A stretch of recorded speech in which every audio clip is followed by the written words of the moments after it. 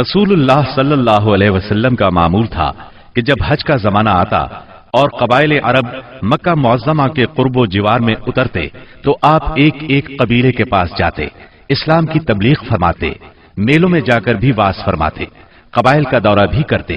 طائف سے واپس آ کر آپ نے تبلیغی سرگرمیوں کا دائرہ وسیع کر دیا۔ آپ مختلف قبائل کے محلوں میں جاتے یا مکہ سے باہر چلے جاتے اور کہیں نہ جا پاتے تو راستوں میں کھڑے ہو جاتے، جو مسافر بھی مل جاتا اسے اللہ کا پیغام سناتے۔ آپ کی تبلیغی کوششوں سے جہاں عام آدمیوں نے اسلام قبول کیا، وہاں اثر و رسوخ رکھنے والے خواص نے بھی اس نعمت کو حاصل کیا۔ ان میں سے چند نام یہ ہیں: سوید بن صامت رضی اللہ عنہ، یہ انصار مدینہ کے قبیلہ خزرج سے تعلق رکھتے تھے، شاعری اور جنگ میں نمایاں تھے، امثال لقمان کے حافظ تھے، یعنی سابقہ آسمانی صحیفے کے حافظ تھے۔ یہ جب مدینہ منورہ واپس پہنچے تو جنگ بؤاس چھڑ گئی اور اسی میں قتل کر دیے گئے۔ یہ مدینے کے پہلے نوجوان تھے جو آپ کی دعوت سے متاثر ہوئے۔ ایاس بن معاذ رضی اللہ عنہ، مدینہ منورہ کے مشہور قبائل اوس اور خزرج کے خونریز مارکوں میں قبیلہ اوس کو شکست ہوئی اور اوس کے معزز لوگ قریش مکہ کے پاس گئے کہ خزرج کے مقابلے میں انہیں اپنا حلیف بنا لیں۔ ایاس بن معاذ اس وفد کے رکن تھے۔ آپ صلی اللہ علیہ وسلم سے ملاقات کا شرف حاصل ہوا تو اسلام قبول کیے بغیر نہ رہ سکے۔ جب یہ واپس مدینے پہنچے تو ان کا انتقال ہو گیا۔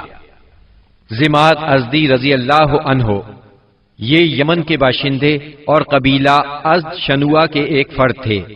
اہل عرب میں جھاڑ پھونک اور تعویذ گنڈے کے لیے مشہور تھے۔ انہیں کسی نے آپ کے بارے میں بتایا کہ آپ پر جنات کا اثر ہے، تو یہ آپ کا علاج کرنے کی غرض سے مکہ آئے اور پہلی ہی ملاقات میں آپ کے ہاتھوں پر بیعت کر کے اسلام قبول کیا، پھر واپس یمن چلے گئے۔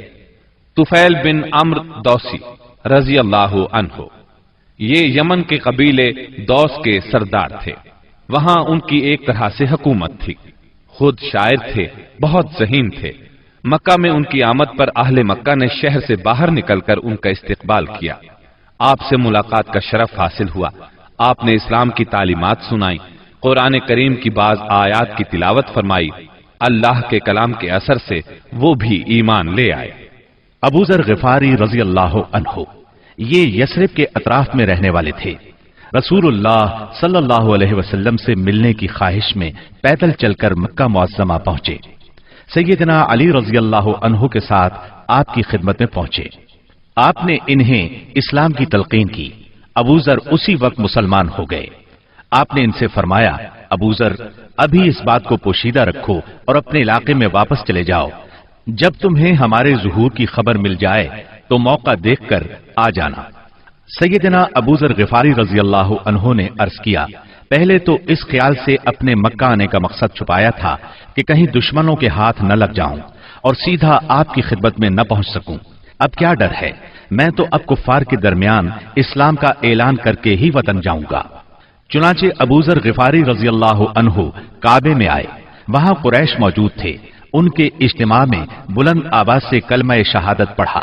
بس پھر کیا تھا، کفار پکار اٹھے، مارو اس بے دین کو۔